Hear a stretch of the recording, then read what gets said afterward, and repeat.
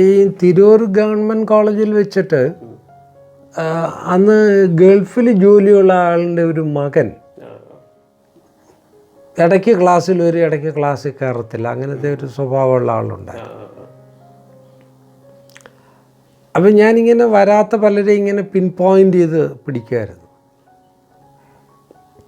പ്രത്യേകിച്ച് ഈ അടുത്തുള്ളവർ വരാത്തവരെ കൂടുതൽ ശ്രദ്ധിക്കും.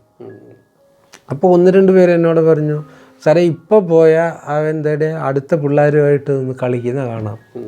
കാരണം അവിടെ കുറച്ച് സോഷ്യൽ ഫോറസ്ട്രി ഉണ്ട്, അപ്പോൾ നമ്മൾ പെട്ടെന്ന് നോക്കിയാൽ കാണില്ല. അപ്പോൾ ഈ സോഷ്യൽ ഫോറസ്ട്രിയിലൂടെ നടന്നു ചെന്നാൽ നമുക്ക് ഇയാളെ കാണാൻ പറ്റും. അതുകൊണ്ട് ഞാൻ പറഞ്ഞു നിങ്ങൾ മിണ്ടാതിരിയെന്നും പറഞ്ഞിട്ട്. അപ്പോൾ ക്ലാസ് എടുത്തുകൊണ്ടിരിക്കുന്ന അധ്യാപകൻ അങ്ങോട്ട് വരുമെന്ന് അയാൾ പ്രതീക്ഷിച്ചില്ല. ഞാൻ ചെന്ന് അയാളെ പുറകിൽ നിന്ന് പിടിച്ചു, ഈ ഷർട്ടിൻ്റെ പുറകിൽ നിന്ന് പിടിച്ചിട്ട് ഞാൻ ചോദിച്ചു, താൻ ഈ ക്ലാസ് സമയത്ത് ഇവിടെ എന്താ ചെയ്യുന്നത്? പോയി ക്ലാസ്സിൽ പോയിരിക്കാൻ പറഞ്ഞു. ഇനി മേലാൽ ഇങ്ങനെ ഒരവസ്ഥയെ കാണരുത്. കാര്യം ഇയാളുടെ ബാപ്പ വീട്ടിൽ ഇല്ലാതിരുന്നുകൊണ്ടും ഇയാളുടെ അമ്മയാണ് പല കാര്യവും പറയാനായിട്ട് വരുന്നത്. അപ്പോൾ അമ്മ പറഞ്ഞു, ഇവനെ ഒന്ന് ശ്രദ്ധിക്കണം, ഞാൻ പറഞ്ഞിട്ട് കേൾക്കുന്നില്ല. ഏതായാലും പിന്നെ റെഗുലറായിട്ട് ക്ലാസ്സിൽ വരാൻ തുടങ്ങി. ചിലപ്പോൾ ഞാൻ ഇടയ്ക്ക് വിളിച്ച് ചോദിക്കും. അതൊക്കെ കഴിഞ്ഞ് ഞാൻ പിന്നെ തിരൂരിൽ നിന്ന് പോന്നു.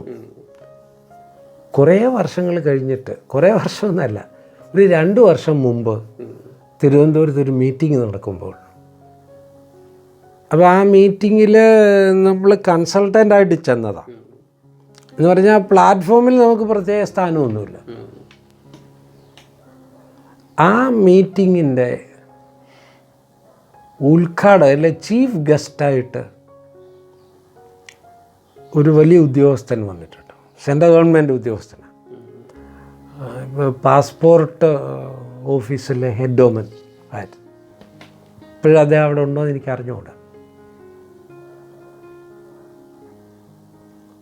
അപ്പോൾ അതിനിടയിൽ ഈ പിന്നെ വേറെ ആവശ്യം വന്നിട്ട് എന്നെ സ്റ്റേജിലേക്ക് വിളിപ്പിച്ച് ഞാൻ സ്റ്റേജിൽ പോയിരുന്നു.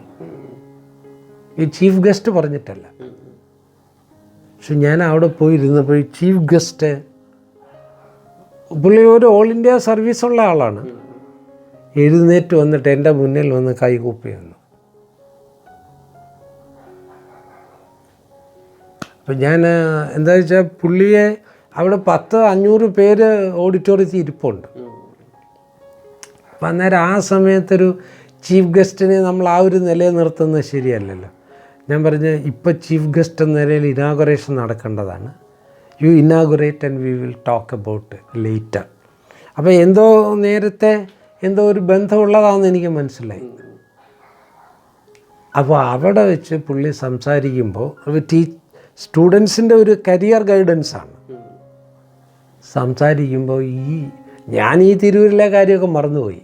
ഞാൻ ആ പുള്ളിയുടെ കോളറെ പിടിച്ച് വലിച്ചതും അങ്ങനെ കൊണ്ടുവന്ന് ബലമായിട്ട് ക്ലാസ്സിൽ, ബലമെന്ന് പറഞ്ഞാൽ അധ്യാപകൻ എന്ന നിലയിലുള്ള നമ്മുടെ സ്നേഹപൂർവമായ ഒരു വലിക്കലിന് വിധേയമായതുകൊണ്ടാണ് കേട്ടോ. അല്ലാതെ ഇപ്പോൾ അയാളെ പിടിച്ചു നിർത്താനൊന്നും സാധിച്ചു എന്ന് വരികയില്ല.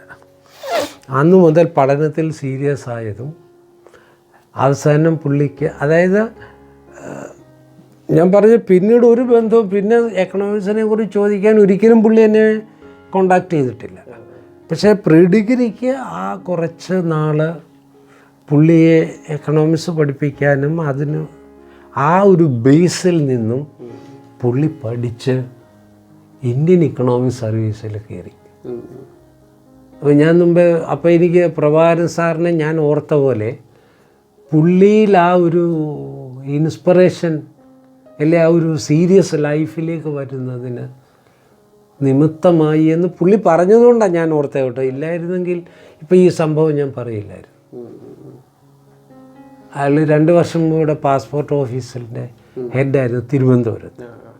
ഇപ്പോഴും അവിടെ ഉണ്ടോ ഇല്ലയോ എന്ന് എനിക്ക് അറിഞ്ഞുകൂടാ. ഇന്ത്യൻ ഇക്കണോമിക് സർവീസിൽ നിന്ന് ഡെപ്യൂട്ടേഷനിൽ വന്നതാണ്. അപ്പോൾ അതൊരു എൻ്റെ ജീവിതത്തിൽ അത് തിരൂരിനെ സംബന്ധിച്ച് ഓർക്കുമ്പോൾ 2 വർഷം മുമ്പ് അതും മറ്റൊരു 10-500 കുട്ടികളുടെ മുമ്പിൽ വെച്ച് ഞാൻ അവിടെ ഒരു പ്രാസംഗികനോ ആരുമായിരുന്നില്ല. വെറുമൊരു ഈ ഇനാഗറൽ കാര്യമെല്ലാം കഴിഞ്ഞിട്ട് അവർക്കൊരു ക്ലാസ് എടുക്കുക എന്നുള്ളത് മാത്രമേ ഉള്ളായിരുന്നു എൻ്റെ ദൗത്യം. അത് ഫലത്തിൽ ആ മൊത്തം ചടങ്ങ് എന്നിലേക്ക് കോൺസെൻട്രേറ്റ് ചെയ്യത്തക്കവണ്ണം അത് ഈ ചീഫ് ഗസ്റ്റിൻ്റെ വേണമെങ്കിൽ ചീഫ് ഗസ്റ്റിന് കണ്ടാൽ പിന്നെ അറിയാത്ത പോലെ വേണേൽ പോകാം. പക്ഷേ അതിനു മുമ്പ് തന്നെ അദ്ദേഹം എന്നെക്കുറിച്ച് അന്വേഷിച്ചിരുന്നു എന്ന് ഞാൻ മനസ്സിലാക്കി.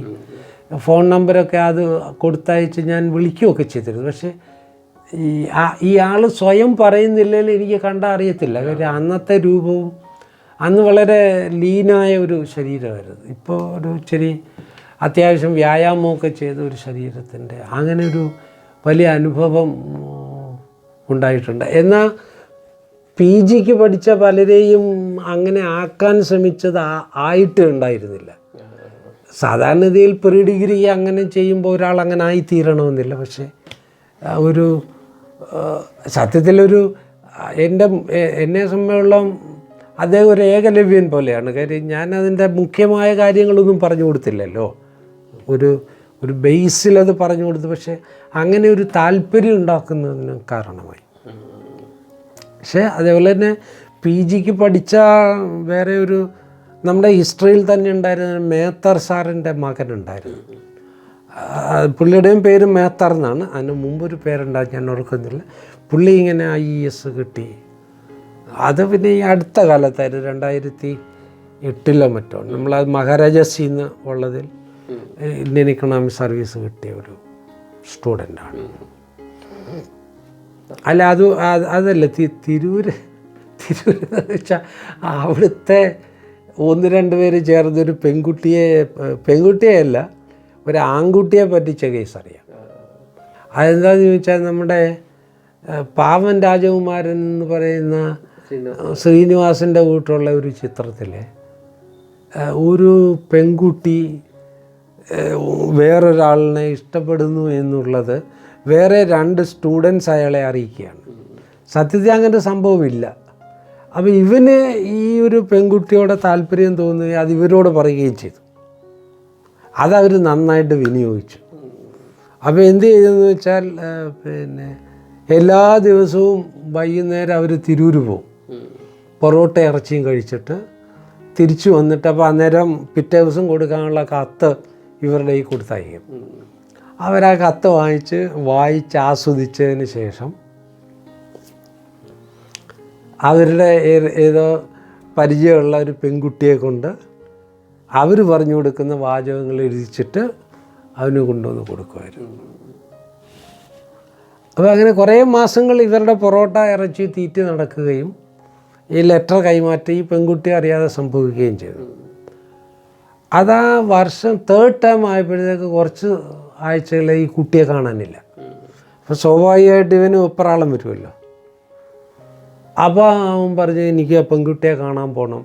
ഒന്നാമത് അതിന് 2 മതവിഭാഗങ്ങളിൽ പെട്ടതായതുകൊണ്ട് കുറച്ചുകൂടി അത് വേറൊരു പ്രദേശത്ത് അന്വേഷിച്ച് ചെല്ലുന്നതിൻ്റെ ഒരു അരക്ഷിതാവസ്ഥയുണ്ടല്ലോ.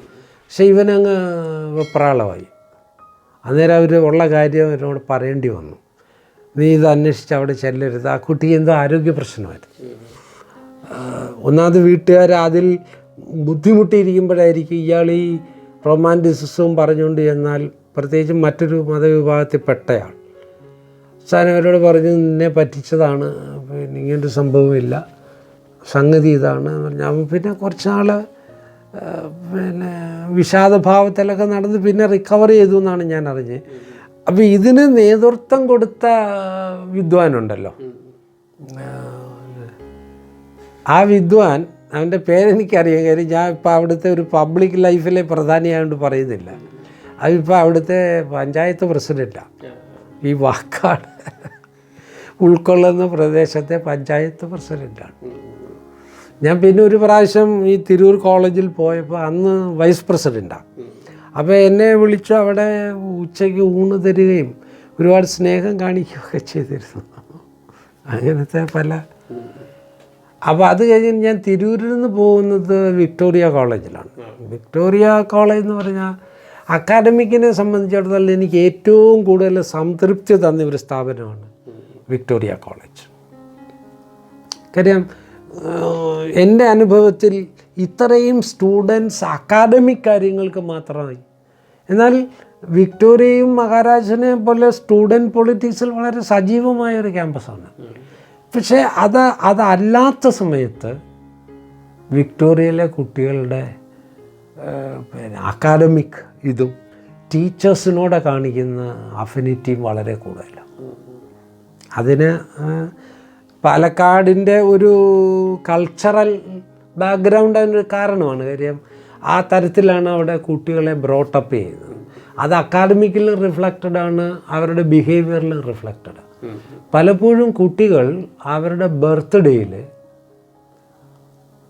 പൂക്കളുമായി വന്നിട്ട് നമ്മുടെ കാലിൽ പൂക്കൾ ഇട്ടിട്ട് ബ്ലെസ്സിങ്ങിന് വേണ്ടി കുനിഞ്ഞു നിൽക്കുന്ന വിദ്യാർത്ഥികളെ ഉണ്ടായിരുന്നു അവിടെ. എനിക്ക് അത്ഭുതം തന്ന ഒരു കാഴ്ച. അതേസമയം പലപ്പോഴും മഹാരാഷ്ട്രയിൽ അങ്ങനെയല്ല. പറ്റുമെങ്കിൽ എന്താ സാറേ ഇന്ന് നമുക്കൊന്ന് കൂടിയാലോ എന്ന് മനസ്സുകൊണ്ടെങ്കിലും വിചാരിക്കുന്നവരെ പലരുടെയും പെരുമാറ്റം കൊണ്ടുവന്ന് ആ സ്ഥാനത്ത് നമ്മൾ അങ്ങനെ വ്യത്യസ്തമായൊരു അനുഭവം തരുന്ന കോളേജാണ് വിക്ടോറിയ. അതുകൊണ്ട് മഹാരാഷ്ട്രയിലെ എല്ലാവരും എന്താ സാറേ എന്ന് ചോദിക്കുമെന്നല്ല ഞാൻ പറഞ്ഞതിൻ്റെ അർത്ഥം. പക്ഷെ അവർ മനസ്സിൽ തോന്നുന്നത് അങ്ങനെ പ്രകടനപരമായി തന്നെ അവരുടെ ബിഹേവിയറിൽ കാണിക്കുന്ന കൂട്ടത്തിലാണ്. നമ്മുടെ ഇവിടുന്നും അങ്ങനെ കാണിക്കില്ല. അത് വിക്ടോറിയ ചിറ്റൂർ കോളേജിൽ അതുണ്ടാകുന്ന കാര്യം. അതിന് ഈ കുറച്ചുകൂടി ഒരു തമിഴ് കൾച്ചറിൻ്റെ സ്വഭാവമുണ്ട്. അപ്പോൾ അതുകൊണ്ട് അവരുടെ പെരുമാറ്റത്തിന് വ്യത്യാസമുണ്ട്. പക്ഷേ പൊളിറ്റിക്കലി മോട്ടിവേറ്റഡ് ആണെങ്കിൽ അവരും ആജിറ്റേറ്റഡ് ആവും, മറ്റ് ക്യാമ്പസുകളെ പോലെ ബിഹേവ് ചെയ്യും. അല്ലാത്തപ്പോഴൊക്കെയും അക്കാഡമിക് കാര്യത്തിലും പിന്നെ ടീച്ചേഴ്സിനോടും മുതിർന്നവരോട് പെടുന്ന ഇടപെടലിലും വലിയ അന്തരം ഞാൻ കണ്ടിട്ടുണ്ട്. ഇതും വീണ്ടും ഞാൻ പറയുന്നത് 99 അവസ്ഥയാണ്. പക്ഷെ ഞാൻ അതിന് ശേഷവും വിക്ടോറിയയിലെ പല പ്രാവശ്യവും സെമിനാറുകൾക്ക് പോയപ്പോഴും അങ്ങനെ ഒരു കാര്യമായ മാറ്റം ബിഹേവിയറിൽ. കാര്യം എൻ്റെ തന്നെ 3 സ്റ്റുഡൻസ് അവിടെ അധ്യാപകരാണ്. അപ്പോൾ അവരോട് ഫീഡ്ബാക്ക് ചോദിക്കുമ്പോഴും എനിക്ക് കിട്ടുന്നത് അങ്ങനത്തെ ഫീഡ്ബാക്സാണ്. കുട്ടികളുടെ പെരുമാറ്റത്തിൽ കുറച്ച് വ്യത്യാസം വന്നിട്ടുണ്ടാവും, എന്നാൽ പോലും റിലേറ്റീവായിട്ട് ആ ബന്ധം നിലനിർത്തുന്ന ഒരു കൾച്ചറ് വിക്ടോറിയയിൽ വെച്ചിട്ടാണ് പിന്നെ വർഷങ്ങളായിട്ട് എനിക്ക് മനസ്സിൽ തോന്നിയ ചില അതായത് അന്ന് മീൻചന്ത കോളേജിൽ മൈമിങ്ങിലൂടെ അവതരിപ്പിച്ചതിനെ കുറച്ചുകൂടി ഒരു മോഡേൺ ഇതിൽ, അതായത് മൈമിങ്ങിനെ വിത്ത് മ്യൂസിക് ബാക്ക്ഗ്രൗണ്ട് തന്നെയല്ല. മീൻചന്ത കോളേജിൽ അവതരിപ്പിക്കുമ്പോൾ സാധാരണ ഡ്രസ്സിലാണ് മൈമിങ് അവതരിപ്പിച്ചത്. അവിടെ അങ്ങനെയല്ല. മൈമിങ്ങിൽ തന്നെ ഈ മുഖത്ത് ചായം പുരട്ടി വരുന്ന ഒരു സമ്പ്രദായം ഉണ്ടല്ലോ. അത് തീർത്തും മൈമിങ് അല്ല, പക്ഷേ എങ്കിലും അങ്ങനെ ഒരു അതിൻ്റെ പേര് ഞാനിപ്പോൾ ഓർക്കുന്നില്ല. അപ്പോൾ അവർ അങ്ങനെ പ്രത്യേകമായ വേഷം ധരിച്ചു വന്നിട്ട് സാമ്പത്തിക ശാസ്ത്ര സിദ്ധാന്തങ്ങൾ, അപ്പോൾ അവരുടെ ചലനമനുസരിച്ചുള്ള മ്യൂസിക്കും ചെയ്തിട്ട്. പക്ഷെ അന്നൊന്നും റെക്കോർഡ് ചെയ്യാൻ പറ്റിയില്ല കേട്ടോ. അങ്ങനത്തെ ഒരു നഷ്ടമുണ്ട്. കാര്യം അത് പിന്നെ നമുക്ക് ഒരിക്കലും റീപ്രൊഡ്യൂസ് ചെയ്യാൻ കഴിയില്ലല്ലോ. പക്ഷേ നമ്മൾ സാച്ചുറേഷൻ എന്ന എഡ്യൂക്കേഷൻ ഫിലിമിൽ ഞാൻ ആഷിബിനോട് പറഞ്ഞ തീം സത്യത്തിൽ 86 മീൻചന്ത കോളേജിലും 98 വിക്ടോറിയയിലും ചെയ്തതിൻ്റെ ഒരു സാക്ഷാത്കാരമാണ് സിനിമയിലൂടെ. കാര്യം ഞാൻ അന്ന് തിരൂർ കോളേജിലിരിക്കുമ്പോൾ അന്നത്തെ പ്രിൻസിപ്പളായിരുന്ന മോഹൻ സാർ എന്നോട് പറഞ്ഞായിരുന്നു സിനിമയാക്കുന്നത് നന്നായിരിക്കും. അപ്പോൾ ആദ്യം എന്നോടൊരു ചോദ്യം ചോദിച്ചാലേ എന്താ എന്നെ തിരഞ്ഞെടുത്തത്, അത് ഇതും ഒരു കാരണമാണ്. ഞാൻ ഈ തീം കാര്യം സാറ് ഷേക്സ്പീരിയൻ ഡ്രാമ ഡയറക്റ്റ് ചെയ്യുകയും അതിൻ്റെ ഫിലിം എടുക്കുകയും ചെയ്യുന്ന ഒരു സാറായിരുന്നു, ഇംഗ്ലീഷ് പഠിപ്പിക്കുന്ന സാറായിരുന്നു. അപ്പോൾ സാറാണ് എനിക്ക് അങ്ങനെ ഒരു ആശയം തന്നത്. അപ്പോൾ ഞാൻ വിക്ടോറിയയിലും ഇങ്ങനെയുള്ളവരെ അന്വേഷിച്ചു. പിന്നീട് മഹാരാജാസിൽ വന്ന് തിരിച്ച് കാസർഗോഡും പനമ്പള്ളിയിലും വന്നപ്പോഴും അങ്ങനെയുള്ളവരെ അന്വേഷിച്ചു. അപ്പോൾ ആ ഒരു തേടലിൽ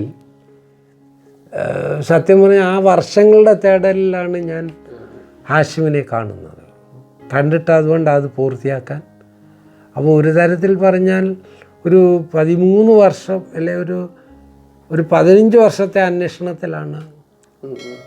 തന്നെയല്ല, ആ അന്വേഷണം കൊണ്ട് മാത്രമല്ല അതിനൊരു ഫണ്ടിങ്ങും ആവശ്യമായിരുന്നല്ലോ. അപ്പോൾ അതെല്ലാം കൂടി ഒത്തു വന്നു. ചില കാര്യം അതാ ഞാൻ പറഞ്ഞത്, പലതും നമ്മൾ നിമിത്തമായി തീരുക. അല്ലാതെ നമ്മൾ ഇപ്പോൾ ഒരു ശില്പമുണ്ടാക്കുന്നത് പൂർണ്ണമായും ആ ശില്പിയുടെ കൈക്കുള്ളിലൂടെ പോകുന്നതാണ്. അപ്പം ഞാൻ ചെയ്തിട്ടുള്ളതൊന്നും അങ്ങനെയാണെന്ന് പറയാൻ കഴിയില്ല. ബിക്കോസ് പലരിലൂടെ അത് ചെയ്യിക്കാനാണ് സാധിച്ചിട്ടുള്ളത്. അപ്പോൾ അതുകൊണ്ട് ഒരു കൂട്ടായ യത്നത്തിൻ്റെ ഔട്ട്പുട്ടാണ് ഞാൻ ക്ലെയിം ചെയ്യുന്ന പലതും. അതാണ് ഞാൻ ആ പ്രസാദ് ഊട്ടിലും ഒക്കെ പറഞ്ഞതാണ്. ഞാൻ ചെയ്തിട്ടുള്ളത് സ്വമേധയാ എന്തെങ്കിലും അച്ചീവ് ചെയ്തു എന്നതിനേക്കാൾ മറ്റുള്ളവരുടെ സഹകരണത്തോടെ ഒരു കൂട്ടായ യത്നത്തിലൂടെ. അങ്ങനെയാണ് ഈ മൈമിങ് ചെയ്ത കൂടാതെ തന്നെ ഒരു പരീക്ഷണം കൂടി വിക്ടോറിയയിൽ വെച്ച് ചെയ്തു. അന്ന് പ്രസാദ് എന്നും പിന്നീട് രാധാകൃഷ്ണൻ, അടുത്ത വർഷം ആദ്യം പ്രസാദായിരുന്നു, പിന്നെ രാധാകൃഷ്ണൻ, പിന്നെ ആരാണ് മനോജ്, അങ്ങനെ ചിലർ. അവരിലൂടെ ഞാൻ ഈ സാമ്പത്തിക ശാസ്ത്രത്തെയും സമ്പദ് വ്യവസ്ഥയും കുറിച്ച് ഗ്രാഫിലൂടെയും കാർട്ടൂണുകളിലൂടെയും എക്സിബിഷൻസ് സംഘടിപ്പിച്ചു. അത് ഞാൻ പിന്നീട് പിന്നെ മഹാരാജാസിലും പനമ്പള്ളി കോളേജിലും ചെയ്യുകയുണ്ടായി. അപ്പോൾ വിദ്യാഭ്യാസ രംഗത്ത്, അതായത് ടീച്ചിങ് എയ്ഡ്സ് എന്നുള്ള എൻ്റെ പരീക്ഷണങ്ങളിൽ ഈ ത്രൂ ഔട്ട് മൈമിങ് നിന്നതാണ്. അത് പിന്നെ ഒരു ഫിലിമാകുന്നതിന്, ഷോർട്ട് ഫിലിം ആകുന്നതിന് കാരണമായി. അതോടൊപ്പം ഈ പരീക്ഷണങ്ങൾ, അതായത് എക്സിബിഷൻ നടത്തുക, അതൊക്കെ വളരെ ഇഫക്റ്റീവായിട്ട്. അന്നൊക്കെ ഞാനതിൻ്റെ ബുക്കുകളുടെ റിവ്യൂ എഴുതി വെപ്പിക്കുമായിരുന്നു. അത് പക്ഷേ ഇവിടുത്തെ വെള്ളപ്പൊക്കം വന്നപ്പോൾ അതൊക്കെ അങ്ങ് ഒലിച്ചുപോയി. അതെല്ലായിരുന്നെങ്കിൽ കാണിക്കാമായിരുന്നു. കുട്ടികളത് കണ്ട് ഒരുപാട് ഇഷ്ടപ്പെട്ടിട്ട് അതിനെക്കുറിച്ച് പ്രതികരിച്ച കുട്ടികൾ ഉണ്ടായിരുന്നു അവിടെ. ഞാൻ ഉണ്ടായിരുന്ന 2 വർഷവും 2 എക്സിബിഷൻ അവിടെ സംഘടിപ്പിച്ചു. പക്ഷെ എന്തുകൊണ്ടോ അതേപോലെ എക്സിബിഷൻ എനിക്ക് മഹാരാജാസിൽ ചെയ്യാൻ കഴിഞ്ഞില്ല. പാർഷ്യലായി ചെയ്തു. പക്ഷെ ഞാൻ പോകുന്നതിന് ശേഷം ഇപ്പോഴത്തെ HOD ഉണ്ടൊരു സുനിൽ കുമാർ മേനോൻ, അദ്ദേഹം അത് 2 പ്രാവശ്യം എക്സിബിഷൻ, അതായത് സത്യത്തിൽ എൻ്റെ ഒരു ആഗ്രഹമാണ്, അത് അദ്ദേഹത്തിൻ്റെ നേതൃത്വത്തിൽ മഹാരാജാസിൽ സാധിക്കുകയുണ്ടായി. വിക്ടോറിയയിൽ നിന്ന് 99 ഞാൻ മഹാരാജാസിൽ വരിക.